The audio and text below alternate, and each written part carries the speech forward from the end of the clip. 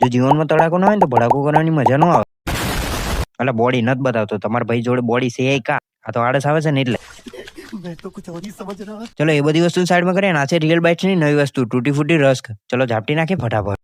क्या बात है सर, क्या बात है सर, क्या बात, ये बात है. ચલો ઝાપટી બાપટી 2 કલાક પોતાના રીલો જોવામાં બરબાદ કરી મને થયું લાવો થોડી મમ્મીની મદદ કરી નાખી. હવે તમારો ભાઈ શાક વગર બેહે ને એટલે અડધું શાક નહીં આખું શાક બારી મેલે અને પાવ ઠો ખાય અલગ એટલે કે ખાંસી. ઝાપટી બાપટીને તૈયાર થઈને હું નીકળી જાઉં મામાને ઘેર બાજુ.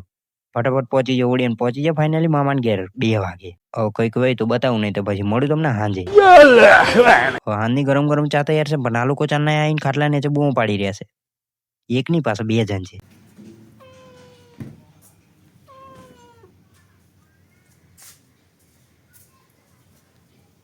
અસાઇનમેન્ટ લખવાનું કામ ચાલુ જ કરેલું ને આવ્યો દીપકભાઈનો ફોન કે જવાનું છે રીલ શૂટ કરો. ફટાફટ પહોંચી જાય રીલ શૂટ કરો. અહીંયા એક બાજુ સૂરજ આથમમાં આવ્યો. રીલ શૂટ કરીને હું પહોંચી ગયો ધાબા પરથી નીચે આવતા દેખાઈ જાય પૂર્વ જેવું. ચલો એ જ વાત પર ફોલો કરી નાખો મળું તમને કાલના મેન્યુ લઉં.